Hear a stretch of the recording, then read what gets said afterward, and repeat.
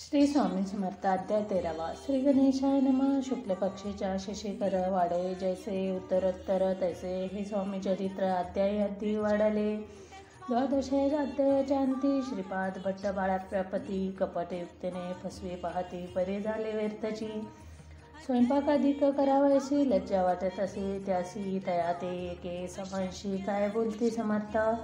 निर्लज्जासी सनिध गुरी असे जाण निरंतरू ऐसे बोलता सद्गुरू. बाळप्पा म्हणे समजला सेवेकरात माझी वरिष्ठ सुंदराबाई होती तेथे तिने सेवेकरास नित्य त्रास द्यावा व्यर्थची. नाना प्रकार बोलूनी करी सर्वांचा अपमान. परी बाळप्पा परिपूर्ण विश्वास होतात यायचा. परी कोणी एके दिवशी मध्यरात्रीच्या समयाशी लघुशंका लागता स्वामीशी बाळप्पा ते उठविले. त्यापासून बाळप्पाशी त्रास देत औरदिशी ग्राराने सांगता समर्थाशी बाई ते शब्द ताडती. अक्कलकोटी श्री समर्थ प्रथमात ज्यांच्या घरी येत तो चोळाप्पा विख्यात स्वामी भक्त झाला. एक तपापर्यंत स्वामी सेवा तो करीत तयाशी द्रवदशा भोवत असे सांप्रत लागली. दिवाळीचा सण येता राजमंदिरामाजी समर्थ राहिले असता आनंदात वर्तमान वर्तिले. कोण्या भक्त समर्थाशी अर्पिले होते चंद्रारासी सणानिमित्त त्या दिवशी अंगावरी घालावा. राणीची मनात विचार अर्पिले चंद्रारासी सणानिमित्त त्या दिवशी अंगावरी घालावा. राणीची मनात विचार येता त्वरित सुंदराबाईशी बोलत चंद्रहार द्यावा की. सुंदराबाई बोलली तो आहे चोळप्याजवळी असे ऐकता त्या काळी जमादार पाठविला.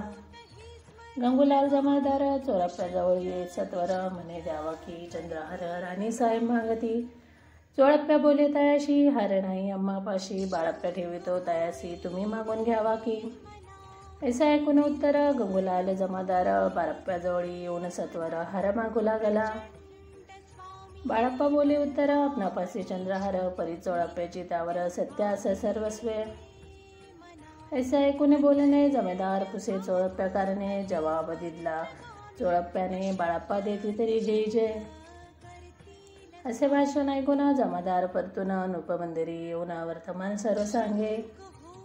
चोळप्याची ऐकून कृती रागाला आणि पती सुंदराबाईंनी गोष्ट तायाविरुद्ध सांगितल्या. कारभार चोळप्याच्या करी जो होता आजवरी तो काढून त्या सुदुरी करावे राणी म्हणत असे.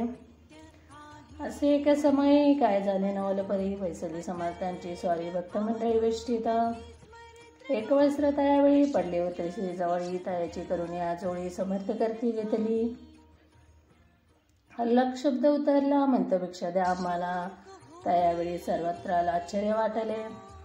जोळी घेतली समर्थ काय असे उने तिथे जे जे दर्शन आले होते त्यांनी भिक्षा घातली.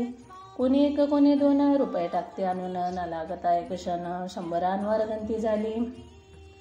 जोळी चोळप्या पती देवना समर्थ बोलले काय वचन. चोळप्या तुझे फुटले रीना स्वस्तात असावे. पाहुणे यात्राव्याशी आनंद झाला तयाशी परीना आले मानसी श्रीचरण अंतरले. चोळप्याशी दूर केले बाईसे बरे वाटले. ऐसे काही दिवस गेले बाळप्पा सेवा करता ती. कोणी एके अवसारी सुंदराबाई बाळप्पा परी रागवणी दृष्टांतरी ताडव करी भवसाळ.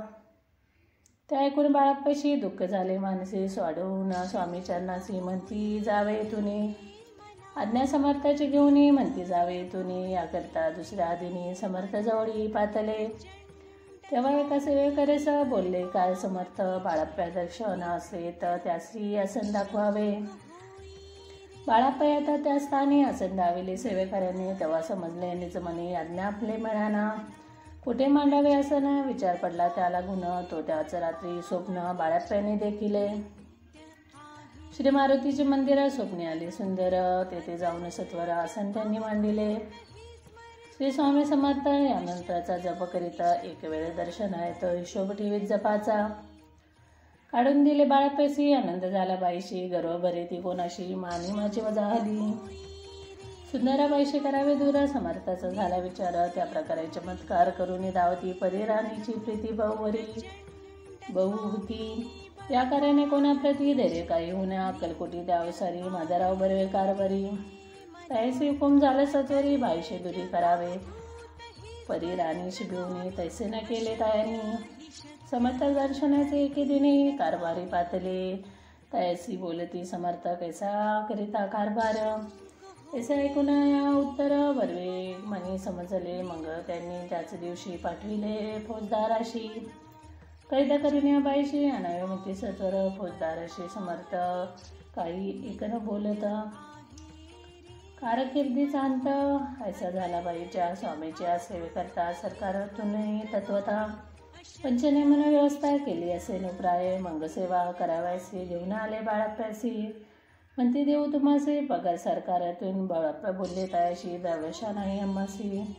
आम्ही लोभ मानसी स्वामी सेवा करू की. बाळाप्पाचा जप होता पुन्हा एका भक्ताचं सांगून. करविले श्रीने उद्यापन शोभ जपाचा घेतला. बाळाप्पाने चाकरी एकतप सरासरी केली उत्तम प्रकारे. समर्थाचे प्रिय झाले दृढ निश्चय आणि भक्ती. तैसी सद्गुरु चरणी आसक्ती तेने येत मोक्षाटी. अज्ञासाधने व्यर्थची उगीच करती दाभिक भक्ती. त्यावरी स्वामी कृपा न करती सद्भावे जे नमस्कारी ती. त्यावरी होती कृपाळू अक्कलकोट निवासिया. जय जय जे स्वामी राजा रात्रंदिवस तुझ्या पाया. विष्णू शंकर वदती. इथे श्री स्वामी चरित्र सानंद नाना प्राकृत कथा समंत सदा भक्तो परुसित त्रतोदयाध्याय गोडः. इथे श्री स्वामी चरित्र सारामृते त्रतोदयाध्याय. श्री स्वामी चरणानमस्तु. शुभम भवतु. श्री स्वामी समर्थ महाराज की जय.